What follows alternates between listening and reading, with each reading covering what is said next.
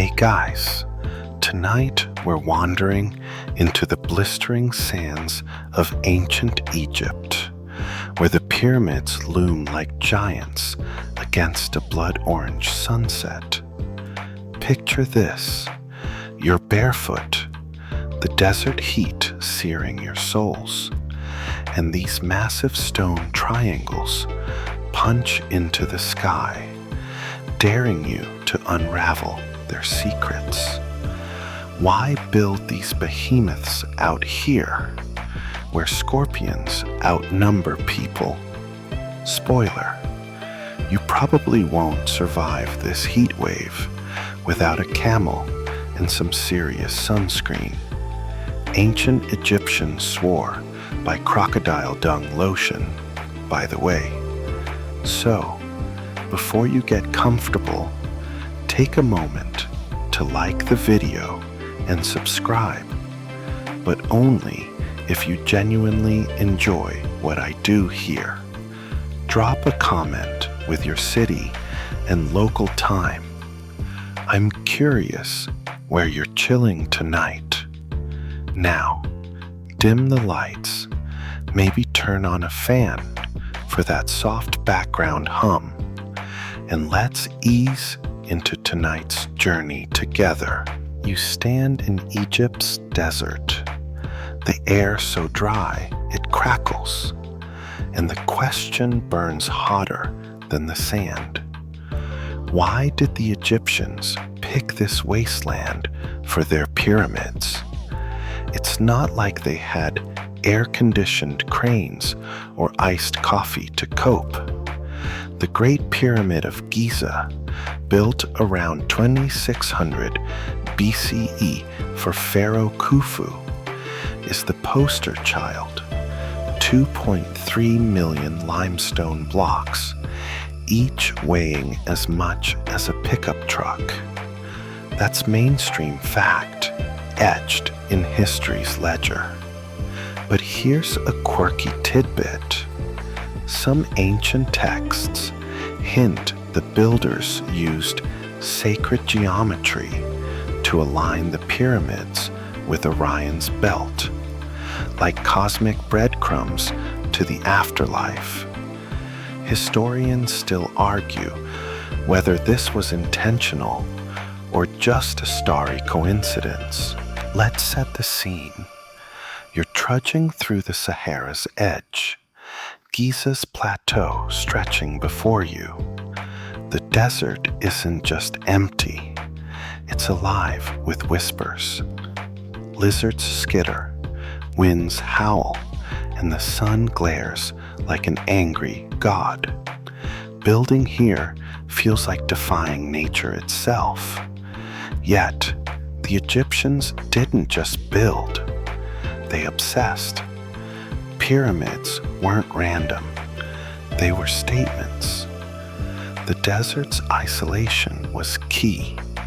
No pesky floods, no nosy neighbors, just endless space to flex their architectural muscle. You can almost hear the pharaohs chuckling, "Go big or go home." But why this obsession with stone mountains? It starts with belief. Egyptians saw death as a pit stop, not a finish line. Pharaohs needed tombs that screamed immortality, and the desert was their canvas. You're picturing it now. Priests chanting, workers sweating, all to ensure their king's soul didn't get lost in the cosmic shuffle. Joke alert. Imagine a pharaoh's ghost wandering eternity, muttering, "I paid for premium afterlife, GPS, and this is what I get." The desert's starkness amplified their vision. No trees, no distractions, just sand and sky to frame their legacy. You glance at the horizon, where the pyramid's shadows stretch like dark fingers. The choice of desert wasn't just practical, it was poetic. Out here, time feels frozen. The Egyptians knew their tombs would stand longer than their names, and they weren't wrong. 4,500 years later, you're still gawking, but the why goes deeper. The desert's harshness mirrored their worldview.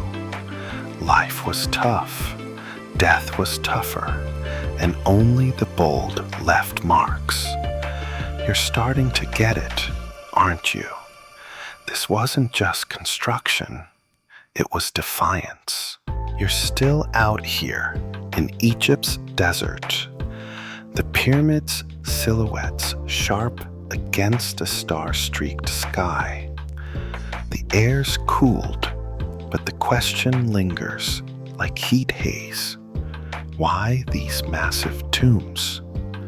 Let's dive into the pharaoh's cosmic obsession. They didn't just build pyramids to flex. They built them to hitch a ride to the stars. You're about to see how their afterlife dreams shaped these desert giants. Picture yourself as a pharaoh, say Khufu, lounging on a throne, linen robes sticking to your skin. Your priests are droning about the duat, the underworld where souls face trials before joining the gods. Mainstream fact: Egyptians believed pharaohs became divine in death, merging with Osiris or sailing with Ra, the sun god. Your pyramid, it's your spaceship to that celestial VIP lounge. The desert's clear skies were perfect for stargazing, and the pyramid's precise alignments, Giza's trio mirroring Orion's belt, weren't random. Quirky tidbit: some fringe scholars claim the pyramids were energy machines to beam souls skyward. Sounds like sci-fi, but the Egyptians were wild for cosmic connections. Historians still argue whether these alignments were spiritual or just architectural flexing. You wander closer to the Great Pyramid, its limestone casing long gone, stolen by time and looters. Imagine it gleaming under moonlight, a beacon for your soul. The pharaohs saw stars as gods, and the desert's endless horizon made them feel close enough to touch. You're chuckling now, building a 480-foot tomb to impress a constellation? That's next-level dedication. But it wasn't just ego. The pyramid shape, sloping to a point, mimicked the Benben stone, a sacred symbol of creation. It was like saying, "Hey, universe, I'm coming home. Step inside if you dare." The air's thick, the corridors tight. You're squeezing through the grand gallery, heart pounding like a festival drum. This isn't just a tomb, it's a ritual machine. The king's chamber, dead center, holds a granite sarcophagus, empty now, but once meant for you, the pharaoh. Every block, every angle was crafted to guide your soul past demons and into Ra's solar boat. Joke alert. Imagine your soul showing up late, like, "Sorry, Ra. Traffic in the Duat was brutal." The desert's isolation kept these sacred spaces pure, far from the Nile's chaos. You're back outside, stars blazing overhead. The pharaohs didn't just want eternity, they wanted to rule it. Pyramids were their cosmic boarding passes, built where the desert's clarity met the heavens' promise. You're starting to feel it, their hunger for immortality, their gamble on stone and stars. But it wasn't just about them. These tombs were for the gods too, and that's where things get divine. You're still wandering Giza's desert, the pyramids looming like silent judges under a crescent moon. The night's crisp, but the stones radiate stored heat. You're starting to grasp why pharaohs chase the stars. But now it's time to meet the gods who demanded these desert monuments. Why did divine whims shape pyramids in this sun-scorched wasteland? Let's kneel before Egypt's pantheon. Imagine you're an Egyptian priest, linen kilt starched, incense stinging your nose. Your job? Keep the gods happy, or the Nile stops flowing, and chaos eats the world. Mainstream fact: pyramids were sacred offerings, built to honor gods like Ra, Osiris, and Horus, ensuring divine favor for Egypt's stability. The desert's emptiness was holy ground, a blank slate for godly tributes. Quirky tidbit: some texts suggest priests used pyramid shadows to track solstices, like cosmic clocks for rituals. Historians still argue whether these were practical or purely symbolic. You're circling the Great Pyramid, its base a perfect square, each side aligned with cardinal points. That's no accident. It's a love letter to Ma'at, goddess of order. The gods didn't just want worship, they wanted architecture that screamed devotion. You're smirking now. Imagine Ra squinting from his solar boat, like, nice pyramid, but could it be shinier? The desert's starkness amplified this divine flex. No crops or villages to distract, just stone shouting, "We serve the gods." Step closer. You're at the mortuary temple, where priests once burned offerings. The air's heavy with imagined myrrh. Pyramids weren't just tombs, they were eternal altars. Pharaohs built them to secure divine protection, not just for themselves, but for all Egypt. The desert's isolation kept these sites sacred, untouched by mortal mess. Joke alert. Picture a god complaining, "I asked for a pyramid, not a mud hut. Do better."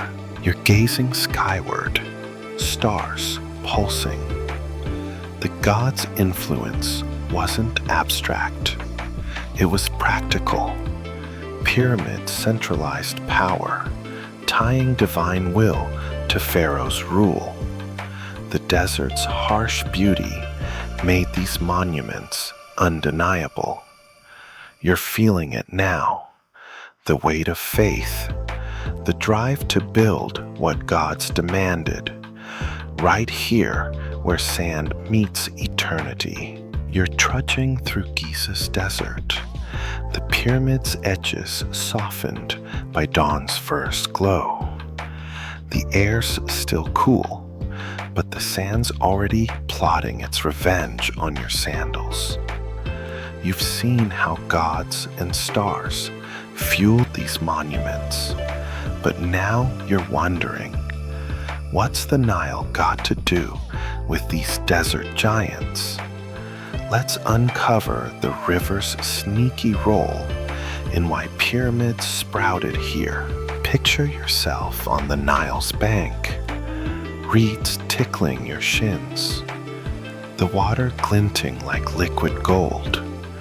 The river's Egypt's lifeline. Crops trade, life itself flow from it.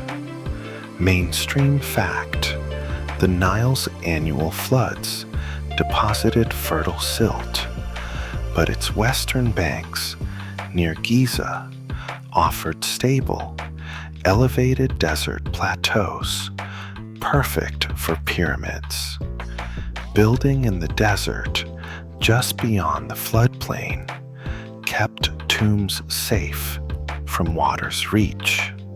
Quirky tidbit: some Egyptologists suggest the Nile was a highway for hauling limestone blocks, with temporary canals dug to float stones closer to Giza.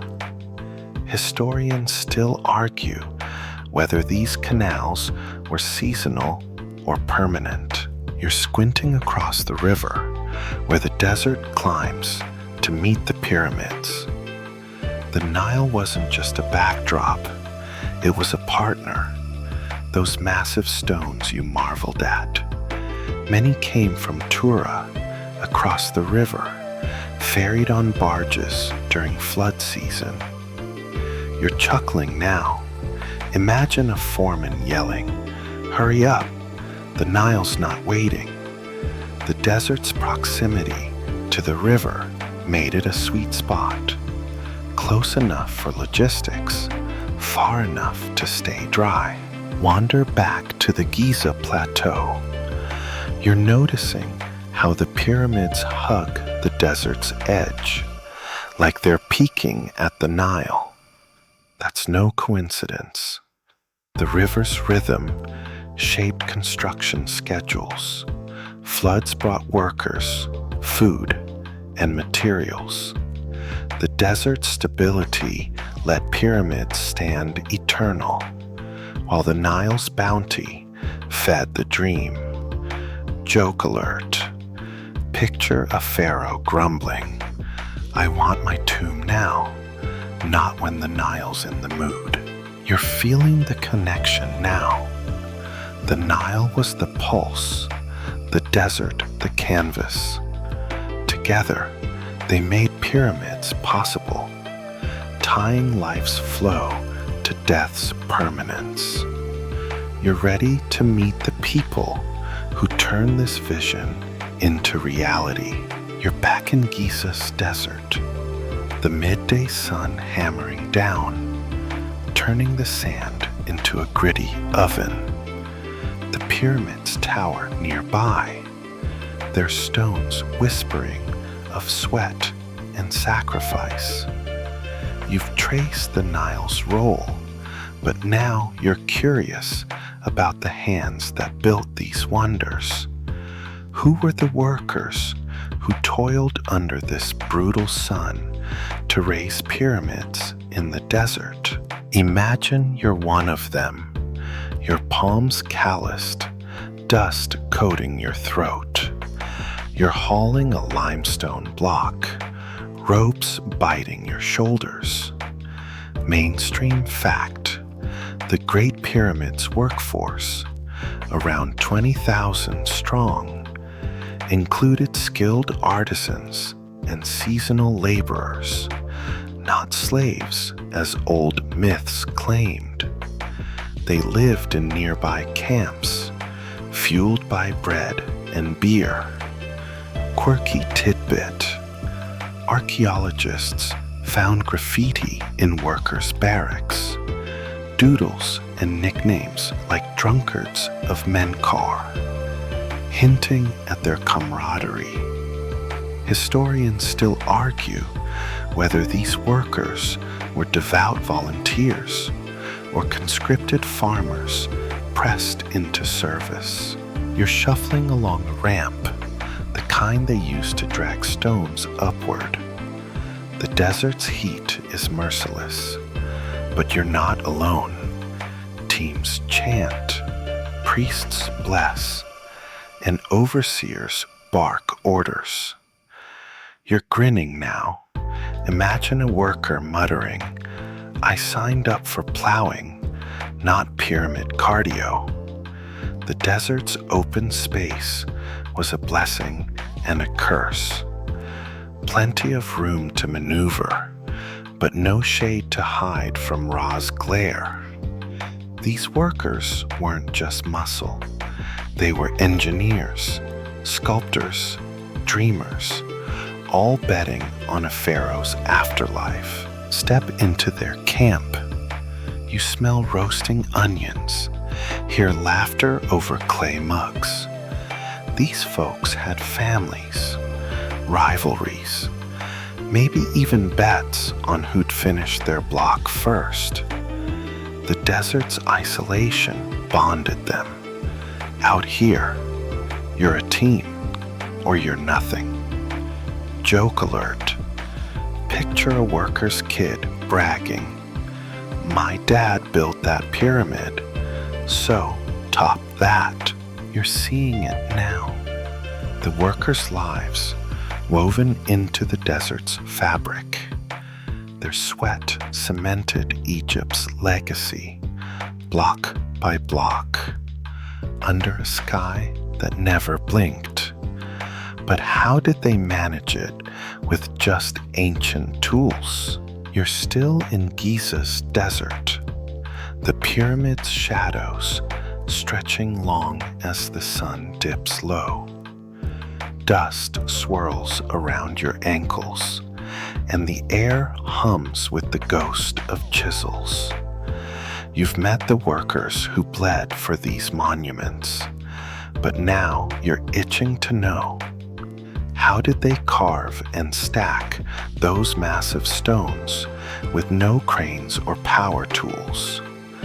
Let's marvel at the ancient toolkit that shaped these desert giants. Picture yourself hefting a copper chisel, its edge dulled from hacking limestone. Your arms ache, but the block's taking shape. Mainstream fact: Egyptians used simple tools, copper chisels, dolerite hammers, and wooden sledges to quarry and move millions of stones, some weighing 15 tons. They dragged blocks across lubricated sand, a desert-friendly trick. Quirky tidbit: some believe they used circular ramps or even rolled stones on logs, though no ramps survive. Historians still argue whether straight or spiraling ramps were the main method for raising stones skyward. You're at the quarry now, chips of stone stinging your shins.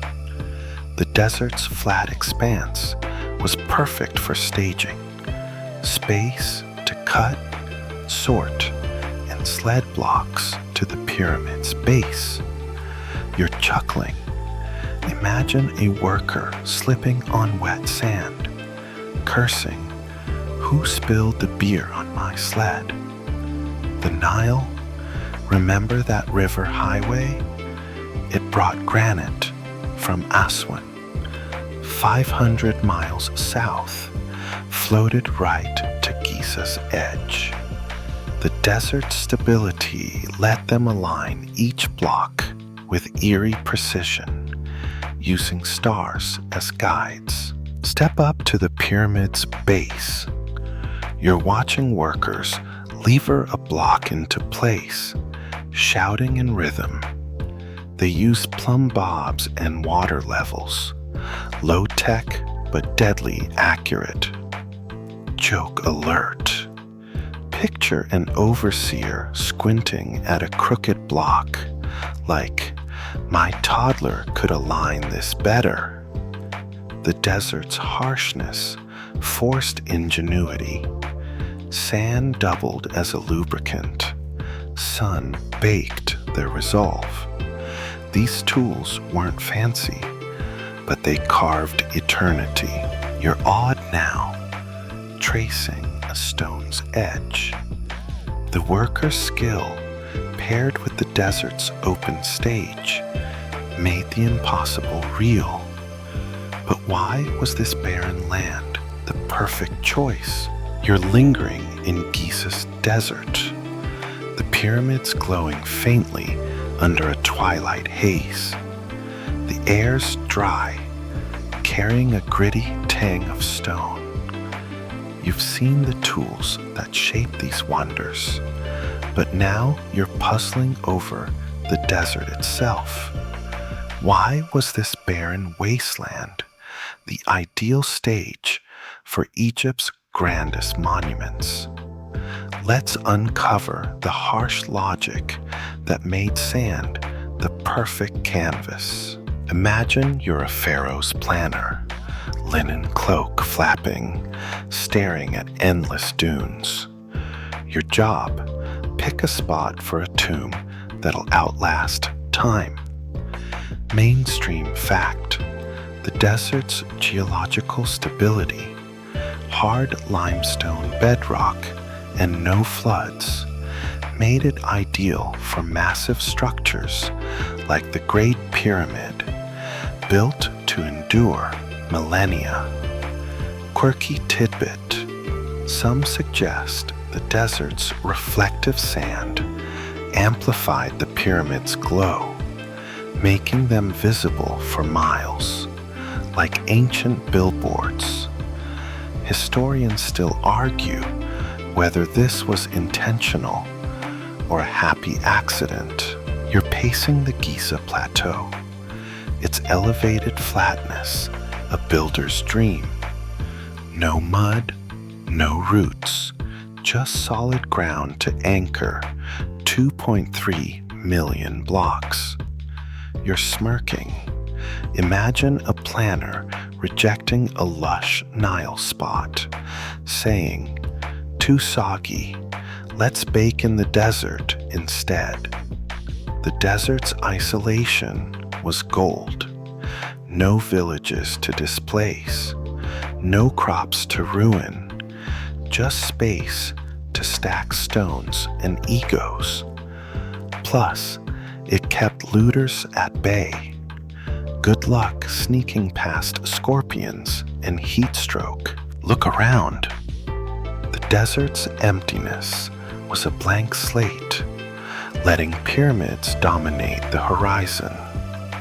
Its dryness preserved everything: stone, mummies, even ambition. The Nile, that lifeline you glimpsed earlier, was close enough to ferry supplies, but far enough to keep floods from nibbling the foundations. Joke alert. Picture a worker whining, "I hauled this block 10 miles, and now you want it straighter." The desert's starkness forced focus. Out here, you build or you burn. You're getting it now. The desert wasn't just convenient, it was strategic, a stage where pharaohs could defy death itself. But there's more. Pyramids weren't just tombs, they were power moves. You're still out here in Giza's desert, the pyramids cutting sharp angles against a star-dusted sky. A faint breeze carries the scent of baked stone. You've cracked the desert's logic as a building site, but now you're wondering, what else were these stone giants doing out here? Spoiler, they were flexing Pharaoh's power like nobody's business. Let's see how pyramids became desert billboards of might.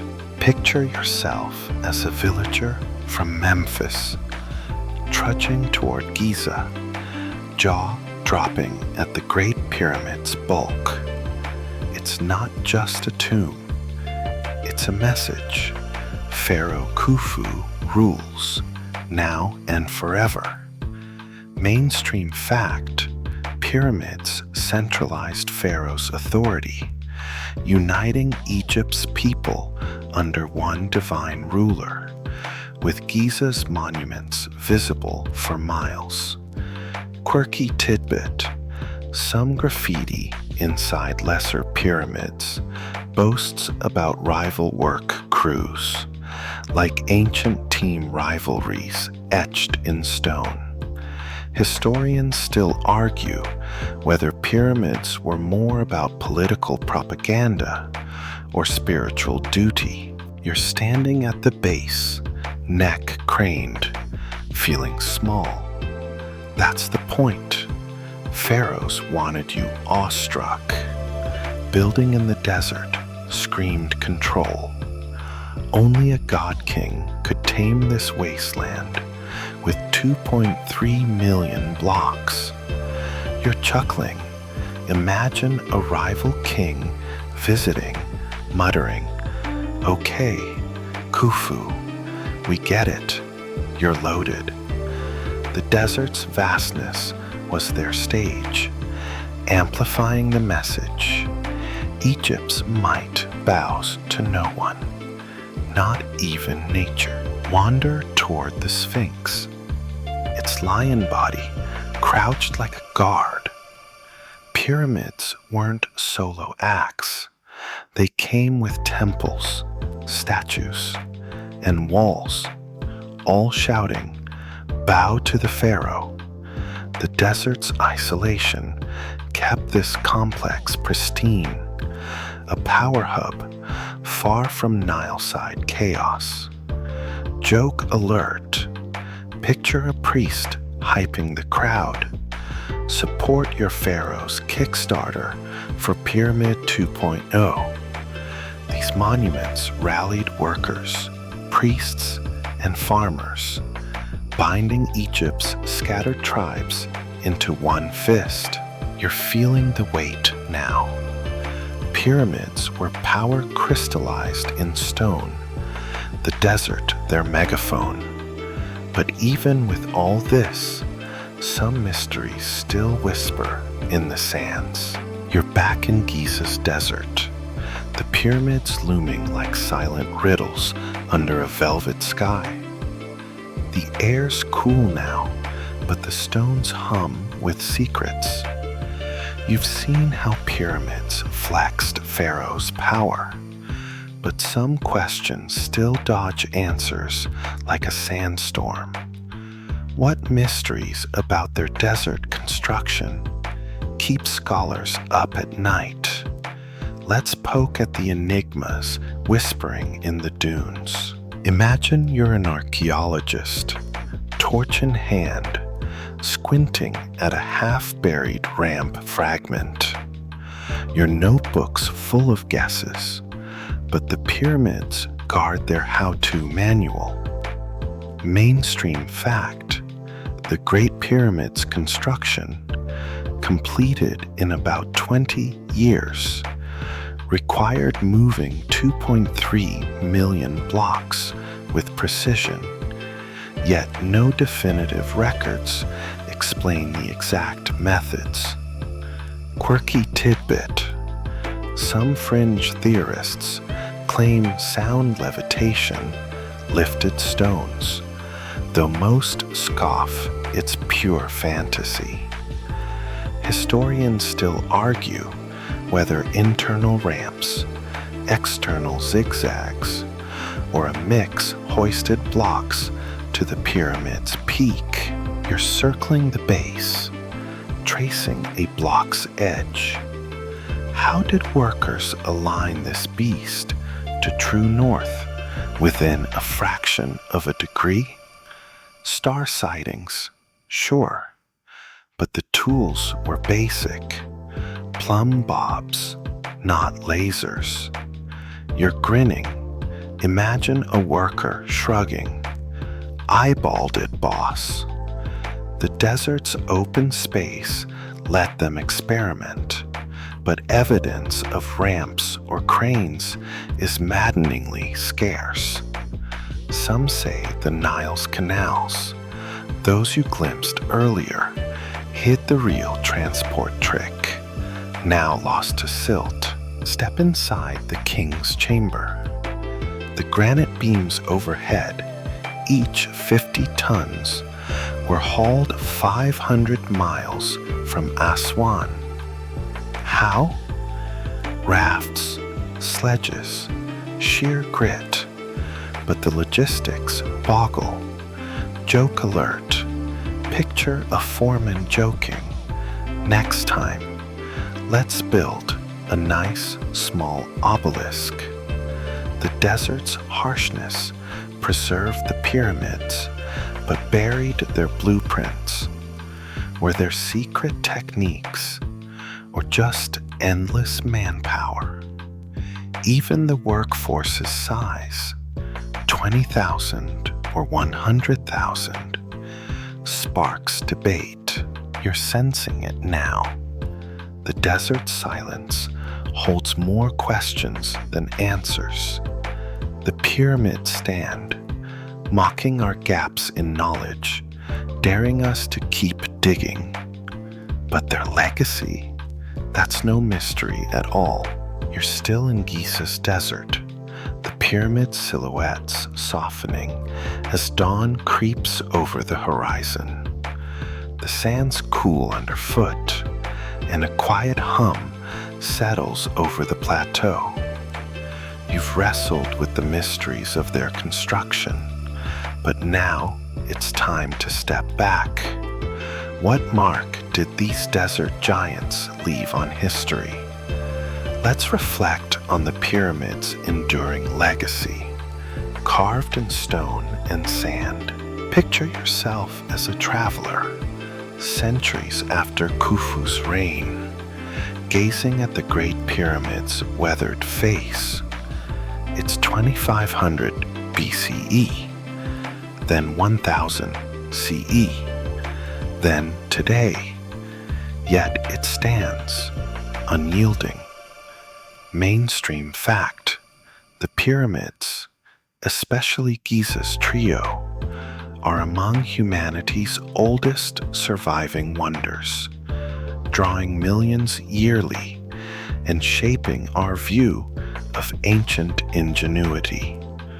Quirky tidbit: medieval Arabs called the pyramids Joseph's granaries, tying them to biblical tales.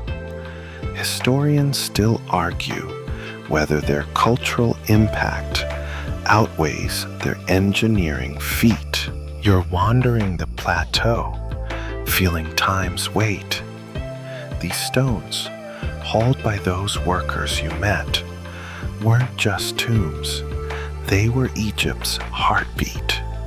They inspired awe, from Greek poets to Napoleon's soldiers who gawked as you do now. You're chuckling. Imagine a tourist in 1000 CE griping, "No gift shop. Outrageous." The desert's preservation kept them intact, letting their story echo across millennia. Remember that crocodile dung sunscreen? The pyramids outlasted even that hot mess. Look closer. The pyramids birthed engineering, astronomy, even tourism. They're why we obsess over Egypt, why kids doodle triangles in notebooks. The desert's isolation, that harsh logic you uncovered, made them eternal. Joke alert. Picture a pharaoh's ghost boasting, "My tomb's got 5 stars on TripAdvisor." They're not just relics, they're mirrors, showing humanity's drive to defy death. Now, slow your breath. The horizon glows, soft pinks bleeding into gold. You're tired, aren't you? The pyramids stand watch as you sink into the sand's embrace. Their legacy isn't just stone, it's the stories, the wonder, the whispers of a people who dared to build forever. Let the desert's quiet cradle you. The stars fade, the world hushes, and your eyelids grow heavy. Sleep now, dreaming of sand and stone, of pharaohs sailing to the stars. You're resting now, sprawled in Giza's gentle sands, the pyramids dimming into twilight's haze. The air's soft, wrapping you like a worn blanket. Those massive stones, once sharp against the sky, blur into comforting shapes, guardians of a long-ago dream. You feel it, don't you? The weight of ages, not heavy but warm, like a story whispered by a friend. The desert's silence hums a lullaby, rocking you towards sleep. No more questions tonight, just peace. The Nile's distant murmur, the faint rustle of dunes, they're fading now. You're safe here, held by the same sands that cradled Pharaoh's hopes. Let your thoughts drift, soft as starlight, slow as a river's bend. The pyramids watch over you, eternal, unhurried. Close your eyes, breathe deep. The world can wait. Sleep, sweet listener, and dream of deserts vast and quiet.